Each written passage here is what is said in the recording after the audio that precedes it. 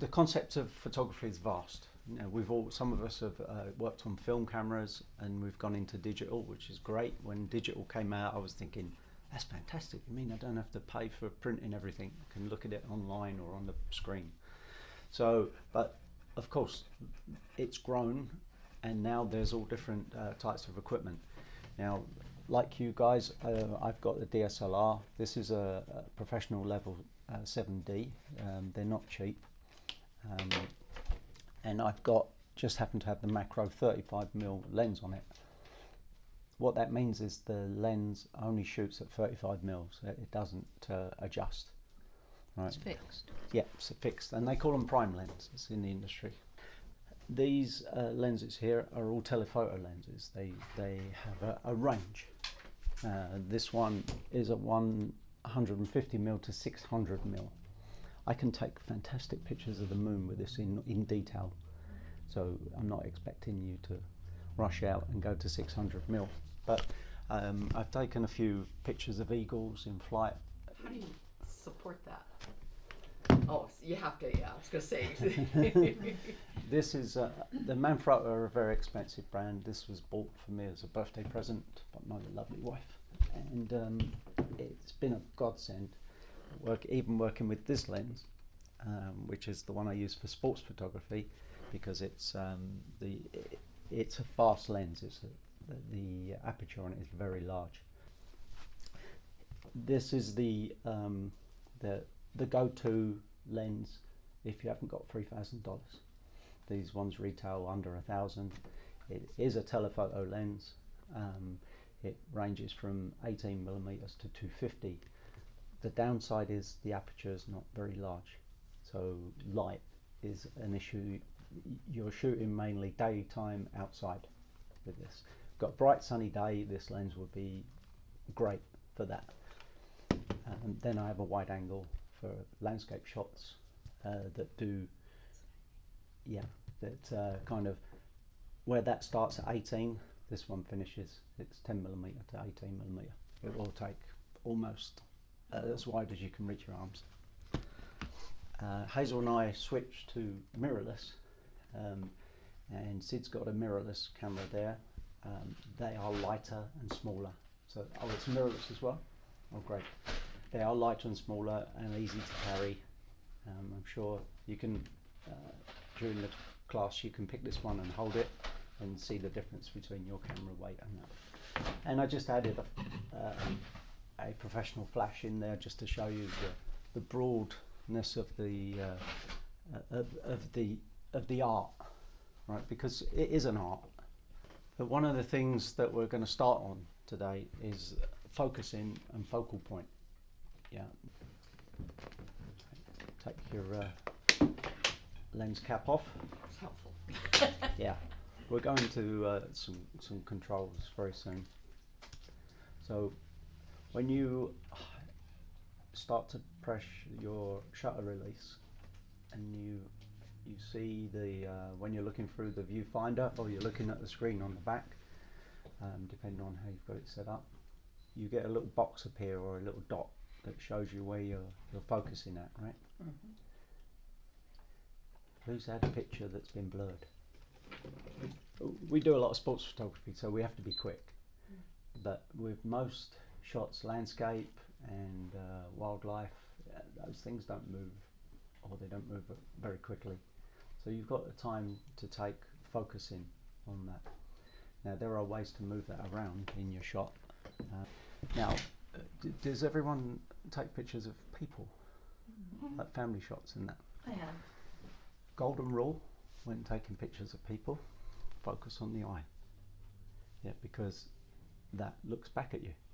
And apparently in portrait photography, which I've only had one success with Bob in Venice, that is where the picture captures the viewer's eye the most. And with any picture, that's what we're hoping to achieve, that someone looks at it and sees it the way that we hope they would. Yeah, so focusing on that particular point, and it's just the position that the person's done. So the other thing about focal point is the position. You've got to think about where you're going to stand. Or when I was doing my course, people used to take photographs of me photographing something, because I would not stand and take a picture. I'd climb something, I'd be in a hole, and I just wanted to take a different viewpoint of something. Exactly. Yeah. The background blur is essential when you want to draw someone's eye to a particular spot. And if a couple of you said you like macro photography, and that's one of the key features, I would suggest you take a picture in automatic, look at how the camera's decided to set up the settings, and then put it into either aperture priority or manual, and change one of those settings and see how it looks. Because if you change two, it will look the same.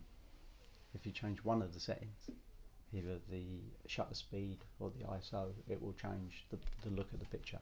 And I've done that myself. I've taken pictures and I've changed it in one direction, so I've faster shutter speed, slower shutter speed, and see how that looks. And it does affect how it comes back at you. With the slower shutter speed, it sometimes is overexposed. Faster shutter speed, it's darker. So Hazel, Yes. so what I'm going to get you all to do now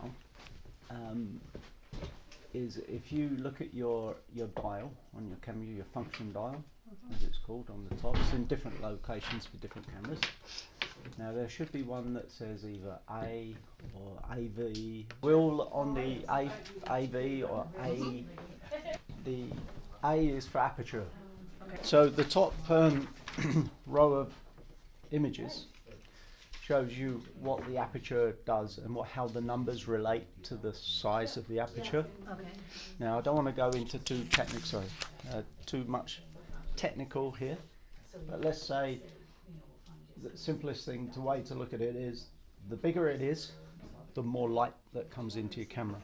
Okay. So on a bright sunny day like today, having it too wide will overexpose your shots. Okay. Right. So in aperture priority, it also relates to the blur, as it called it. The technical term is depth of field. But so different lens have a different aperture settings. Now this lens on here and this lens here, they're at the larger end, the f2.8, whereas this one, because it's a cheaper lens, it's 5.6 at its largest. Oh, I see. Yeah, so it needs more light. All right, so that will help you to understand whether your pictures are going to be sharp in the front, blurred at the back, or everything's going to be in focus. If you're doing landscape shots like those, you want to be everything in focus. You want to be about f11. Okay. Yeah, because what that does is it extends the range, front and back, that's in focus. Yeah. Yeah. So if you compare, like in the top image, yeah, he's shooting at f2.8, which is a very large aperture, which lets in a lot of light, but gives us a very shallow depth of field. Now, if the little girl there walked towards him, she would be blurred, or if she stepped backwards a couple of paces, she would be blurred like the tree. So the dog in the top image, the dog and the tree are out of focus. Right. Your photographer there has now shut down his aperture, gone to f16. Now the dog and the tree will be in focus as well as the girl. Now if you find that when you're taking a shot and you can't quite get it sharp as you want, move away, step away from it. Yeah. Because your camera, the further an object is away from your camera, the easier it is to focus on it. Okay. Sometimes if you get too close, unless you're using a macro lens, if you It get blurs. too close, no, Yeah. you'll get blurred. That's what sometimes happens.